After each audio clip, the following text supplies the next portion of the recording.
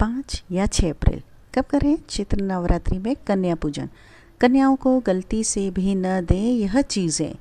जानिए क्या खिलाएं और क्या न खिलाएं। नमस्कार, राधे राधे, जय श्री कृष्ण। चैत्र नवरात्रि हिंदू धर्म का एक विशेष पर्व है। यह त्यौहार देवी दुर्गा को समर्पित है। इस दौरान साधक माता रानी के 9 स्वरूपों की पूजा अलग अलग दिन करते हैं और कठिन व्रत भी रखते हैं। इसके अलावा चैत्र नवरात्रि में कन्या पूजन का भी विशेष महत्व है। कन्या पूजन में कन्याओं को देवी दुर्गा के 9 रूपों का प्रतीक मानकर उनकी पूजा की जाती है। वहीं यह अनुष्ठान इस व्रत का अहम भाग माना जाता है। तो आइए इस वीडियो में जानते हैं कि कन्या पूजन कैसे करना चाहिए, कन्या पूजन कब करना है, सारी जानकारी एक ही वीडियो में। चैत्र नवरात्रि में कन्या पूजन अष्टमी या नवमी तिथि को किया जाता है। इस साल अष्टमी तिथि 5 अप्रैल और नवमी तिथि 6 अप्रैल को पड़ रही है, जिस वजह से अष्टमी तिथि की कन्या पूजन 5 अप्रैल को और नवमी तिथि की कन्या पूजन 6 अप्रैल को की जाएगी। ऐसे में आप इन दोनों में से किसी भी दिन कन्या पूजन कर सकते हैं। कन्या पूजन का महत्व क्या है, चलिए जानते हैं। नवरात्रि के दौरान माता के भक्त कन्या पूजन करते हैं। माना जाता है कि कन्याओं का पूजन करने से माता का आशीर्वाद भक्तों को प्राप्त होता है। भारत में कई जगह कन्या पूजन नवरात्र की अष्टमी तिथि के दिन होता है। वहीं कहीं कहीं नवमी तिथि के दिन भी कन्या पूजन किया जाता है। आज हम आपको बताएंगे कि अगर आप भी नवरात्रि के दौरान कन्या पूजन करने वाले हैं तो किन गलतियों को करने से आपको बचना चाहिए। कंजका पूजन में एक लांगूर को भी बैठाया जाता है। अक्सर लोग इसे भैरव बोल देते हैं, लेकिन यह असल में स्कंद का स्वरूप होता है। यानी कि जब आप कंजका पूजन करते हैं तो यह एक लड़का स्कंद कार्तिकेय का प्रतीक होता है। कन्या पूजन के लिए कन्याओं की बात करें।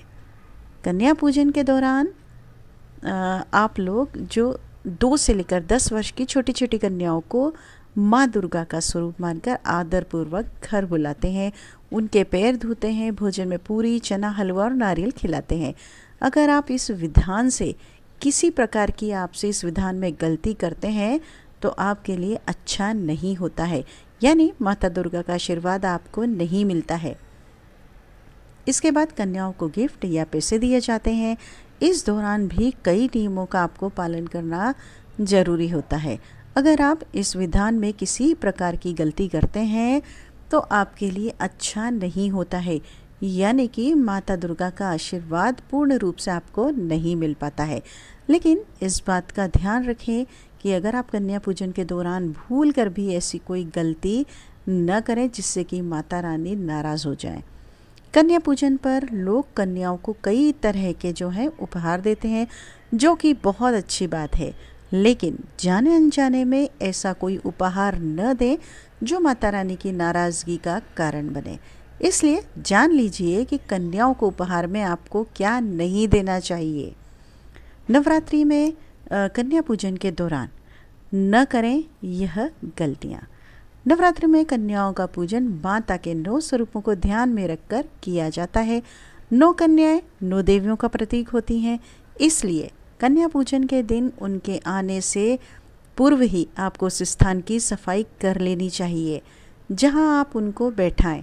अगर आप कन्या के बैठने के स्थान को साफ नहीं करते हैं तो आपको ये करना चाहिए कि कन्या पूजन में कन्याओं के पैर छूकर आशीर्वाद लिया जाता है। इसलिए ख्याल रखें कि कोई कन्या आपके पैर न छुए, ये भी आपको ध्यान रखना। सफाई करना है, कोई कन्या आपको पैर न छुए। कन्या पूजन में कंजक को न दें ऐसी चीज़, यानी कि नवमी तिथि को कन्या पूजन कराने का विधान होता है। इस दौरान कंजक को भोजन कराने के बाद उपहार दिए जाते हैं, तो कुछ ऐसी चीज़ें आपको नहीं देनी चाहिए। चलिए जानते हैं। उपहार चुनते समय आपको कई बातों का ख्याल भी रखना होता है। इस दौरान गलती बिल्कुल भी नहीं करनी चाहिए। आपको क्या करना है, चलिए जानते हैं। कन्या पूजन के दौरान कन्याओं को उपहार में धातु भेंट नहीं करनी चाहिए, यानी कि भूल कर भी जो आप लोग बर्तन ले आते हैं, बर्तन या प्लास्टिक की कोई भी चीज़ आपको उपहार में बिल्कुल भी नहीं देनी। इस बात का ध्यान रखिएगा। नंबर 2 क्या है, कन्या पूजन के बाद जो है कंजकों को उपहार में कांच की या कोई भी नुकीली कोई भी ऐसी वस्तुएं आपको देने से बचना चाहिए। नंबर 3 क्या है, माता जो है माता का स्वरूप होती है कन्याएं, इसलिए लाल रंग की चुनरी या कपड़े उपहार में देना चाहिए। गलती से भी काले कपड़े व काले रंग का रुमाल आपको भेंट में नहीं देना चाहिए। नंबर 4 क्या है, कन्याओं को भोजन कराने के बाद इस बात का आपको विशेष ध्यान रखना है कि सीधा भोजन कराने के बजाय पहले आपको क्या करना है, उनके पैर धोएं, तिलक लगाएं, फिर आसन पर बिठाकर आप भोजन परोसें। नंबर 5 क्या है, भोजन बनाने के दौरान खाना लहसुन और प्याज का आपको खाना बिल्कुल भी नहीं बनाना चाहिए।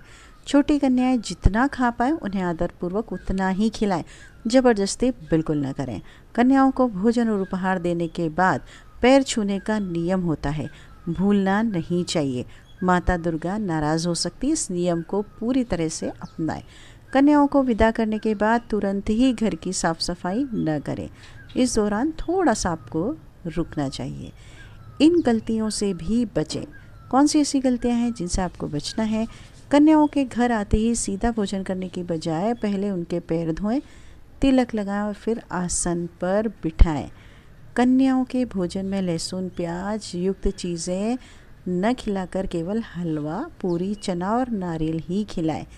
देवी पूजन के बाद परिवार जो है भोजन ग्रहण करे, प्रसाद ग्रहण करे।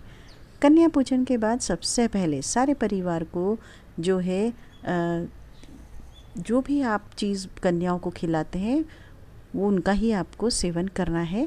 इसके साथ ही साथ आपको क्या करना है, जो नवरात्रि में कलश आपका मंदिर में रखा रहता है उसमें जो जल है उसको पूरे घर में आप छिड़क सकते हैं। कलश पर रखे नारियल को आप जो जल है उसको छिड़कें और पूरा परिवार जो नारियल है प्रसाद में ग्रहण करें। कोई कन्या आपको अगर सिक्का दे जाए या कलश से सिक्का गिर जाए तो ये बहुत ही शुभ संकेत होता है। ऐसा अगर हो तो आप इसे बिना किसी के जिक्र किए हुए तुरंत लाल कपड़े में बांधकर अपने गले में या जो भी आप जहाँ पर अपना धन या तिजोरी होती है वहाँ आप उसे रख सकते हैं। आज की वीडियो में बस इतना ही। उम्मीद करते हैं वीडियो पसंद आई होगी। अगर वीडियो पसंद आए तो लाइक कीजिए, चैनल को सब्सक्राइब कीजिए। यह तमाम जानकारी आपकी जन रुचि को ध्यान में रखकर दी जाती है। आपको वीडियो पसंद आई उसके लिए बहुत बहुत धन्यवाद। वीडियो में अंत तक बने रहने के लिए आपका धन्यवाद तहे दिल से। आपका दिन शुभ हो, मंगलमय। यह मनोकामना के साथ अब आपसे विदा लेते हैं। अगली वीडियो में तुरंत ही मिलेंगे एक नई जानकारी के साथ। आप इस वीडियो को ज़्यादा से ज़्यादा लोगों में शेयर कीजिए ताकि वो लोग भी इसका फ़ायदा उठा सकें। नमस्कार, आपका दिन शुभ हो, मंगलमय हो। जय माता दी।